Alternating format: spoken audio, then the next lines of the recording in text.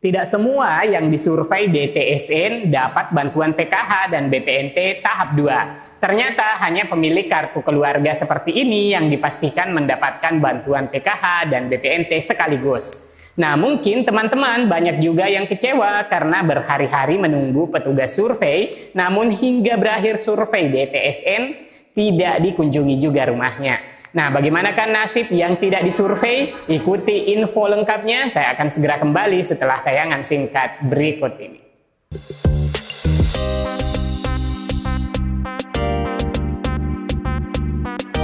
Assalamualaikum warahmatullahi wabarakatuh. Halo semua teman-teman, semoga selalu dalam kesejahteraan dan kedamaian.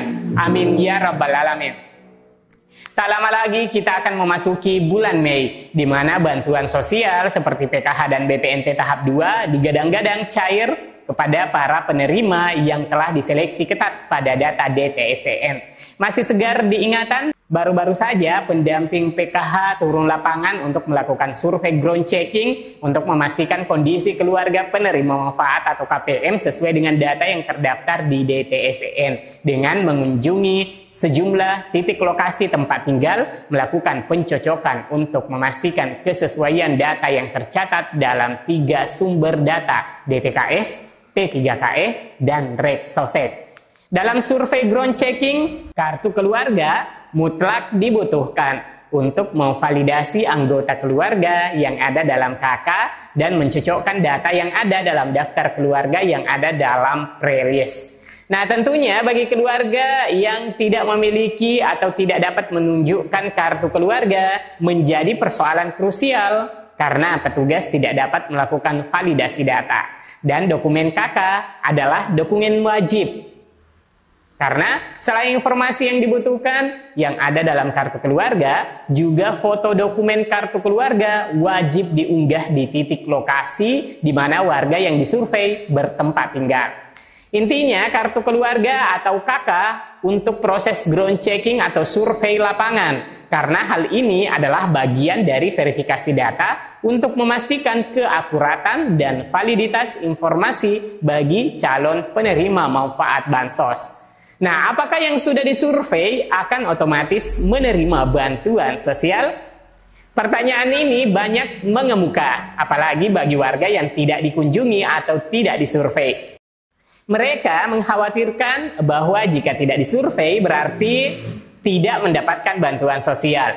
Perlu diketahui ya teman-teman bahwa baik yang disurvei belum tentu juga mendapatkan bantuan sosial. Karena survei dilakukan untuk mendapatkan gambaran kehidupan sosial ekonomi warga yang disurvei dan juga mengenai keakuratan data kependudukan dari keluarga yang ada dalam kartu keluarga. Oleh karena itu, setiap keluarga yang masuk dalam pre-list ground checking diwajibkan menunjukkan dokumen kependudukan seperti kartu keluarga atau KK. Jika dalam proses verifikasi ditemukan data tidak valid atau tidak cocok dengan data kartu keluarga, maka akan menjadi penyebab tidak dapat bantuan sosial. Beberapa kriteria lain yang membuat seseorang atau keluarga yang terdaftar dalam kartu keluarga dinyatakan tidak layak menerima bantuan sosial seperti PKH dan BPNT, antara lain alamat tidak ditemukan, individu tidak ditemukan atau telah meninggal dunia. Selain itu, bagi anggota keluarga yang ada dalam kartu keluarga ada yang berprofesi sebagai ASN, TNI, Polri, guru, tersertifikasi, tenaga kesehatan, perangkat desa, atau anggota keluarga yang ada dalam kartu keluarga memiliki dan berpenghasilan di atas UMR. Warga dengan berpenghasilan rutin dari APBN atau APBD atau yang menolak bantuan juga dianggap tidak layak mendapatkan bantuan. Atau anggota keluarga yang ada dalam kartu keluarga memiliki usaha yang berpenghasilan rata-rata yang dianggap tidak layak menerima bantuan sosial. Oleh karena itu, survei DTSN ini menjadi penting selain untuk validasi keakuratan dokumen kependudukan, juga menyangkut penilaian sosial ekonomi dari segi kelayakan bantuan sosial. Kriteria masyarakat yang layak menerima bantuan sosial atau bansos dari BPS, Badan Pusat Statistik, meliputi berbagai indikator, terutama yang terkait dengan kondisi ekonomi dan sosial. Secara umum, masyarakat yang tergolong miskin atau rentan miskin terdaftar dalam Data Tunggal Sosial Ekonomi Nasional (DTSEN) dan memiliki kondisi tertentu yang memenuhi kriteria yang ditetapkan oleh pemerintah berhak menerima bansos. Data DTSEN resmi menjadi acuan penerima bantuan sosial seperti PKH, BPNT, dan bantuan KIP dan kartu KIS. Perlu diketahui, untuk penyaluran bantuan sosial terdapat kriteria umum penerima bansos, yaitu 1. Terdaftar dalam DTSEN sebagai acuan utama yang digunakan pemerintah untuk mengidentifikasi keluarga yang layak menerima bansos. 2. Warga negara Indonesia (WNI). Nah, penerima bansos harus WNI dan dibuktikan dengan kepemilikan KTP dan kartu keluarga yang sah. Yang ketiga, keluarga miskin atau rentan miskin. Kriteria ini biasanya dinilai berdasarkan pendapatan per kapita keluarga, kondisi rumah, akses terhadap fasilitas dasar, dan kebutuhan pokok lainnya. Kemudian kriteria tambahan disesuaikan dengan jenis bansos. Misalnya program Keluarga Harapan PKH, selain terdaftar dalam data DTSEN, penerima PKH juga harus memiliki anak usia sekolah, ibu hamil, atau anggota keluarga lainnya yang memenuhi kriteria prioritas. Kemudian untuk bantuan pangan non-tunai atau BPNT, penerima BPNT harus terdaftar dalam data DTSEN, tidak sedang menerima bantuan sosial lain, dan berasal dari kelompok prioritas seperti lansia, penyandang disabilitas, ibu hamil, atau keluarga dengan anak usia sekolah. Bantuan langsung tunai BLT.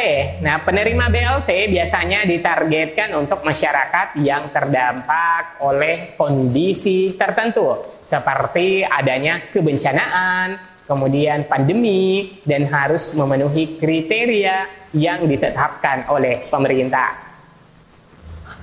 Kemudian untuk bantuan program Indonesia Pintar atau PIP, ini ditujukan untuk siswa dari keluarga yang tidak mampu yang sedang menempuh pendidikan dan tentunya harus memenuhi kriteria yang ditetapkan oleh Kemendikbudristek.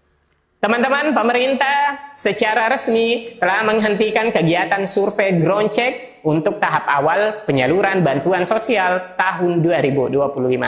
Namun hingga penutupan tersebut sekitar 50% dari masyarakat yang seharusnya disurvei belum sempat didatangi oleh petugas. Hal ini menimbulkan pertanyaan besar di kalangan keluarga penerima manfaat atau KPM yang belum disurvei. Apakah bantuan mereka akan tetap cair? Tentunya banyak keluarga penerima manfaat atau KPM merasa cemas karena mereka sebenarnya masuk dalam daftar survei namun belum sempat dikunjungi hingga survei dinyatakan selesai.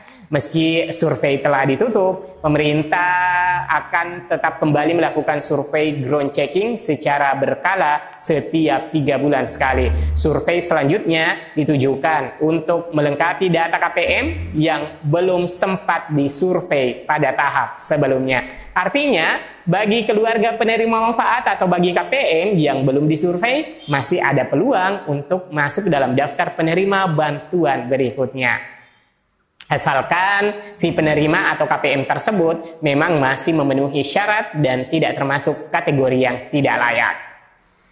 Tentunya bansos tetap bisa cair dan di sini tidak semua yang disurvei ground checking akan mendapatkan bantuan sosial karena ada beberapa alasan kenapa seseorang bisa tidak lolos survei ground check meski masuk dalam daftar. Contohnya seperti menolak survei, kemudian memiliki aset melebihi batas wajar, atau anggota keluarga bergaji di atas UMP. Masyarakat dengan listrik di atas 2.200 watt atau memiliki kendaraan mewah juga bisa dianggap tidak layak menerima bantuan sosial. Begitu pula jika dalam satu keluarga ada anggota yang sudah menjadi ASN, P3K, TNI, Polri, atau aparatur negara lainnya. Bagi penerima manfaat atau bagi KPM yang tidak lolos karena faktor ekonomi sudah membaik, sebaiknya ikhlas saja dan memberikan kesempatan kepada yang lebih layak. Sebab kuota bantuan sosial itu terbatas dan masih banyak masyarakat yang memang benar-benar membutuhkan namun belum terdata dalam penerima bantuan sosial.